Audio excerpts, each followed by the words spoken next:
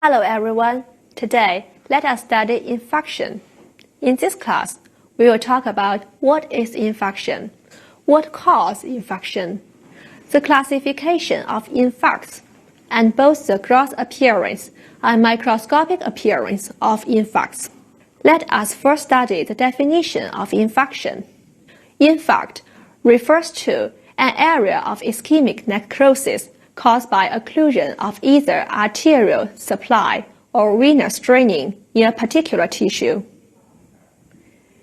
Nearly 99% of all infarcts are caused by thrombotic or embolic events, except some uncommon conditions.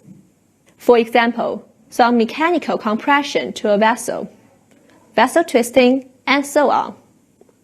In most cases, arterial occlusion are the leading cause. Although venous thrombosis may also lead to infarction, it more likely induces only congestion. Since the bypass channel usually opens rapidly after the venous occlusion occurs, providing some outflow from the affected tissues, and eventually increase the arterial blood inflow, which prevents infarction developing. Infarcts caused by venous occlusion more likely develop in organs with sole venous outflow channel, like testes and ovary. Infarcts are basically sorted into two categories: red infarcts and white infarcts, depending on the amount of hemorrhage in the affected tissues. Red infarcts refers to the infarcts in which there is blood accumulation. Red infarcts commonly occur in the following conditions. First, when the infarction is caused by venous occlusion, it usually leads to red infarcts. In this case, since the inflow channels are still open while the outflow channels are closed, there is increasing amount of blood flowing into and accumulating in the affected tissues. Second, red infarcts usually develop in loose tissues, like lung, since only loose tissues allow blood to collect in the infarcted zone. Third, red infarcts also likely develop in tissues with dual circulation, such as lung and small intestine.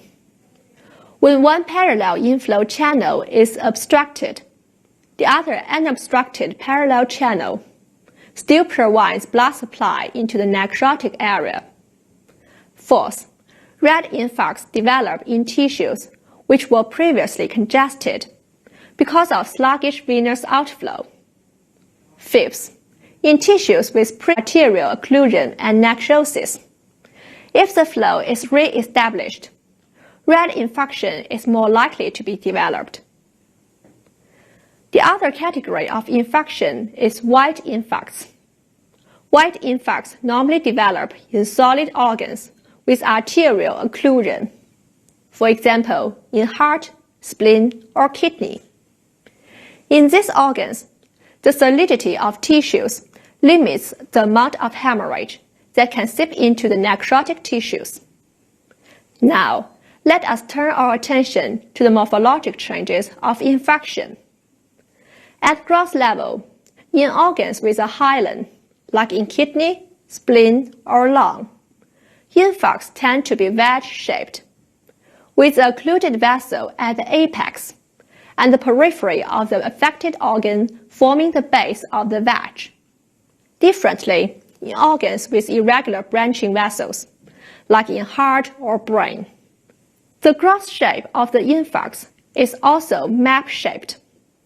And in intestine, the development of infarcts is usually segmental, consistent with the segmental blood supply by mesenteric arteries.